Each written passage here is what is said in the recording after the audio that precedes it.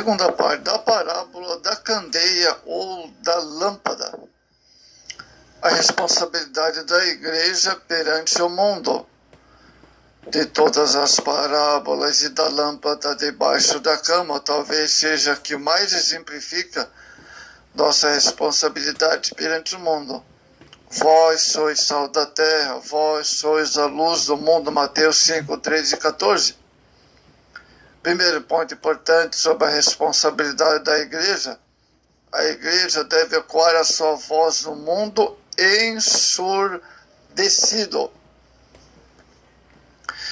Amados, como é grande a responsabilidade dos seguidores de Cristo. No início da era cristã, muitos entenderam a mensagem e fizeram sua parte. Atos 1:8. Hoje, passado mais de 2000 anos, a voz de Cristo desperta a igreja para sua missão. Vós sois sal da terra e luz do mundo.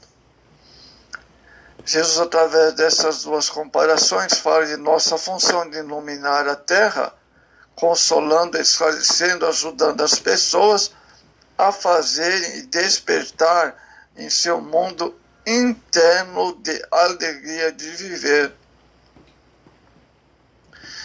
Amados, nesses últimos anos do presente século, a igreja tem se acomodado muitas vezes, para empreender um maciço, profundo e total avanço na conquista de almas para o reino de Deus, por todos os meios disponíveis, por todos os crentes, em todos os lugares, entre todos os povos. Precisamos estar sempre abertos para a operação do Espírito Santo. Ele fala ao ser humano e é preciso ter sensibilidade, comunhão para ouvi-lo, é preciso dar lugar, se encher do Espírito Santo, para que haja, nas circunstâncias adversas da nossa caminhada aqui na terra. O cristão cuja lâmpada da comunhão está acesa vive na expectativa da volta do Senhor, mantendo a comunhão com o Espírito Santo e anunciando as boas novas de salvação. Sendo assim, amados, não esconde a candeia debaixo da cama, antes a põe no velador, para que outras pessoas conheçam também a graça salvadora do Evangelho. Romanos 1,16.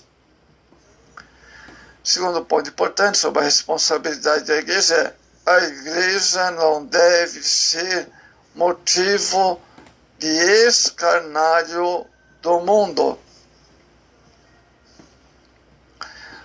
Amados, não podemos mais perfilar junto àqueles que detêm o erro, ou conviver em meio ao erro, mas a palavra, seja praticá-lo também, ou até mesmo perdendo tempo com críticas, sem nos ocupar no esforço para corrigi-lo. Afinal, se o cristão se torna insípido, com que salgaremos? Além disso, seguir a Jesus, o sal insonso. Ou seja, o crente com conhecimento, porém, sem ter a vivência moral, na prática, a vivência da palavra, será lançado fora e pisado pelos homens, sendo motivo de escárnio entre os pecadores. Terceira coisa sobre a responsabilidade da igreja perante o mundo ou a sociedade. A igreja não deve perder seu tempo com evasivas. Muito bem, nesta parábola, assim como na parábola dos talentos, o compromisso de se utilizar adequadamente os dons recebidos é enfatizado. A lâmpada, símbolo do conhecimento espiritual, não pode ficar escondida. Por que mantê-lo sob a cama? Aquele que acende sua lâmpada deve fazer brilhar a sua luz. Os evangelistas lembram que nada há de oculto que não se torne manifesto, ou seja, não adianta aparentarmos conhecimento ou atitude politicamente aceitável. Não há mais tempo para subterfúgios ou mentiras. Vamos falar agora, a igreja já deve examinar a si mesma. Outro aspecto importante apresentado na parábola da lâmpada ou candeia debaixo da cama está descrito na frase: com medida com que medis sereis medidos. Marcos 4:24. Primeira coisa sobre examinar a si mesma: a igreja deve praticar o autoexame à luz da palavra de Deus. Amado, será que estamos realmente conscientes disso? Normalmente julgamos outros com uma tremenda severidade e esperamos uma infinita misericórdia quando se trata de nossos erros. Afinal, pensamos que as pessoas têm que ter compreensão.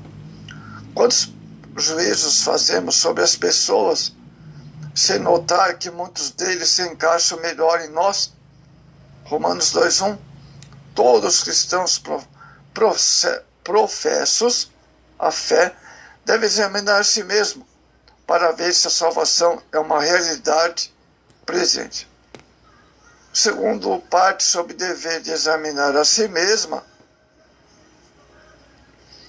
a igreja deve dissipar as trevas da ignorância. As palavras de Jesus: ninguém, pois, acende uma candeia e a cobre com algum vaso, ou a põe debaixo da cama, mas põe no velador, para que os que entram vejam a luz na casa. Lucas 8:16 revelam claramente que as leis divinas devem ser expostas por aqueles que tiveram a felicidade de conhecer a palavra, o Evangelho. João 8:32 e 36. Isso posto, devemos difundir as boas novas a fim de dissipar as trevas da ignorância que envolve os pecadores. A chama do Espírito Santo é a chama de santidade, amados. A santidade, por sua vez, é uma das grandes evidências de que o cristão foi regenerado. 1 Pedro 1:2.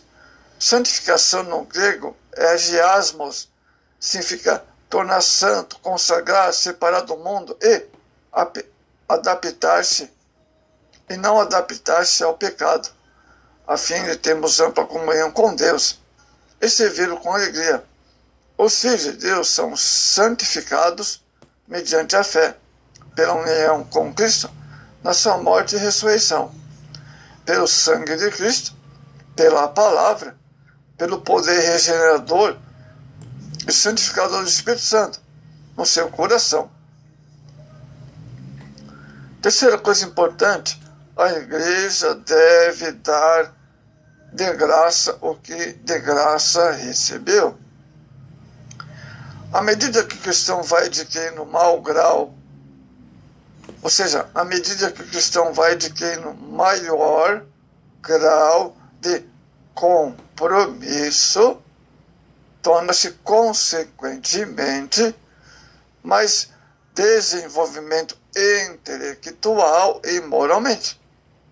Aí é que devemos procurar edificar os seus irmãos e conduzi-los na senda do aperfeiçoamento, conforme está registrado, amados, em Efésios 4, versos 11 e 12.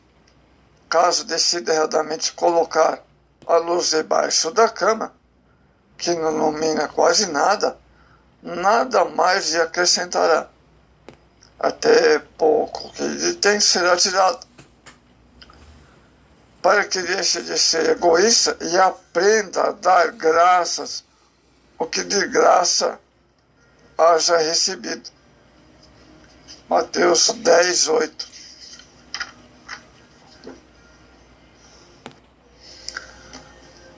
Amados, de que modo as 10 virgens foram encontrar o Senhor?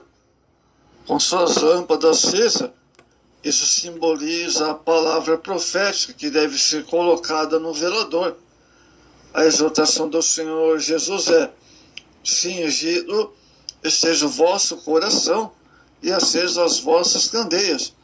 Sede vós semelhante a homens que esperam pelo seu Senhor, ao voltar ele das festas de casamento, para que quando vier bater a porta, logo lhe abrem. Lucas 12:35. Amados, de fato a igreja primitiva era fortemente caracterizada pela espera pelo Senhor, como Jesus disse na parábola. Então o reino dos céus será semelhante a 10 virgens que, tomando suas lâmpadas, saem em encontro com seu noivo. Amados, as virgens prudentes tinham suas lâmpadas bem acesas e brilhantes. Elas serviam para iluminar a chegada do noivo. Elas fizeram aquilo que Jesus havia exigido. Deixaram suas luzes, brilhem e esperam por ele. Elas afirmavam-se na palavra profética, que lhe deram atenção, como uma candeia que brilha em lugar tenebroso, até o dia clareie e estrela da alva nasce em nosso coração. Ora, onde a luz entra, onde a luz, as trevas saem. O homem é produto do meio em que vive, fala o que sempre escuta, se veste de acordo com a moda de onde reside, gosta de música de acordo com sua região, come de acordo com os costumes de seu povo e tem religião de sua maioria. Porém, o cristão é cidadão do céu. Fala da palavra de Deus, se veste com decência, ouve hinos e louva e adora a Deus. Não é glutão e crê em Jesus Cristo como único Salvador de sua vida, vivendo em comunhão com o Espírito Santo, sendo guiado pelo mesmo e sempre fiel aonde quer que esteja. Os que são fiéis, é claro. Amados, na conclusão dessa parábola, amados, a finalidade essencial da luz é dispar as trevas ao redor. Depois de acesa, não coloca a luminária debaixo de uma mesa, de uma bancada. Se fizermos, a luz perderá seu efeito. Esse alcance será muito limitado. É isso que o Senhor Jesus, de maneira figurada na parábola, está ensinando sobre a vida do cristão. Ela é uma luz que não deve ser obscurecida, e seus efeitos nem apagada, e em sua influência. Amados, vemos que Jesus foi o grande mestre, pois educava com parábolas, exemplo de amor. Mas nem todos utilizavam a luz adquirida através do ensinamento de Jesus. Antes, o colocaram debaixo da cama. E isso é o que ocorre hoje. A educação nos conduz a ser a liberdade, um processo natural. O ser educado permite-se questionar, inclusive, as coisas, heresias. Nada é demais para entender qualquer assunto, e dessa forma divulga o Evangelho do Senhor Jesus.